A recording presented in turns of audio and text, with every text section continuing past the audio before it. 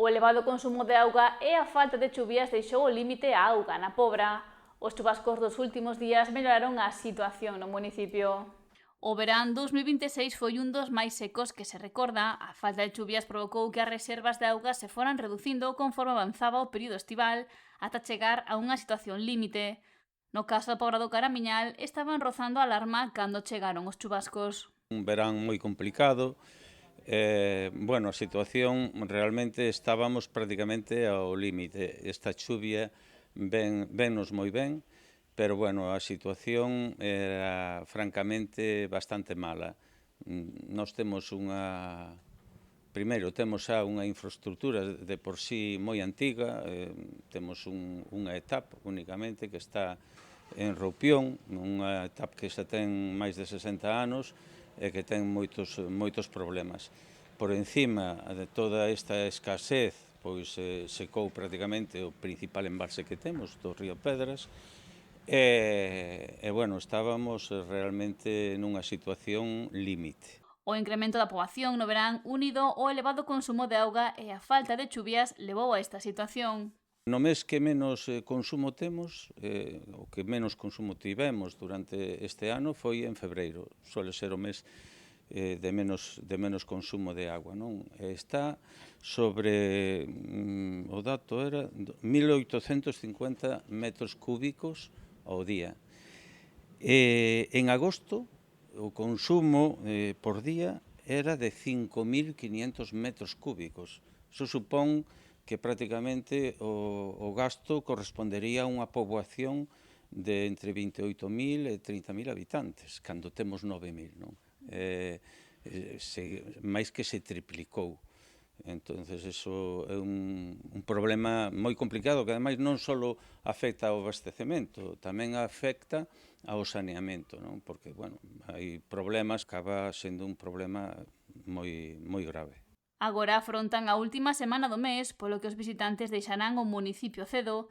Estes días as chuvias protagonizan as previsións meteorolóxicas, polo que se espera que a situación mellore. Fomos capaces de apañar, eso, bueno, tamén hai que dar aí as gracias. Viagua fixo un gran traballo nese sentido, bueno, sí que eu penso que agora xa con a disminución de poboación e agora con estas chuvias que ademais están tendo ahora lugar, pero que se anuncian para toda a semana, pois se vai a recuperar a situación, non? O sea que penso que non vai a haber de momentos ningún problema. Eso sí, a pesar das averías que tivemos, porque hubo averías importantes na rede central de abastecemento, pero ao final conseguimos que isto tirara para diante. O rexedor pobrense sinala que hai que solucionar a recollida de auga para non chegar ao verán nesta situación de escaseza despois das choivas que caeron en outono, inverno e primavera. Non é fácil solucionalo porque supodría construir ou máis embalses ou darlle máis capacidade, en todo caso, ao embalse que temos, que é o do río Pedras. Non son solucións fáciles, xa non desde o punto de vista constructivo, que iso ao mellor si é perfectamente salvable, pero hai outras medidas importantes, non? Outras afectacións, digamos, como pode ser o medio ambiente. Evidentemente, hai que ter os permisos reglamentarios de Aguas de Galicia, facer os embalses ou ampliar os embalses supón un impacto medioambiental que tamén hai que valorar, pero sí está claro que é necesario solucionar isto de algunha maneira, porque cada vez o problema vai a máis. A etapa da Pobra é antiga, ten xa 60 anos, polo que Vidal sostén que é preciso modernizala e reforzala. Ten xa 60 anos, cos problemas que se supón de mantemento e demais, había que cambiar xa esa etapa. Hai que pensar en que hai que cambiar toda a estrutura.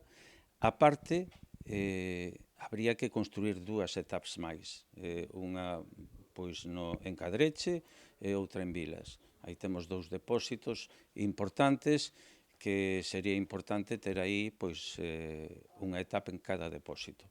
Iso é algo que hai que afrontar, pero que é algo totalmente inasumible para un concello, e menos para un concello como o noso, non? cada etapa pode estar sobre 3 millóns de euros, o sea que eso, bueno, totalmente imposible, vamos. O equipo de goberno mantivo reunións con Auga de Galicia para abordar esta cuestión sen chegar a un consenso. Vidal afirma que engadir máis etapas é unha prioridade.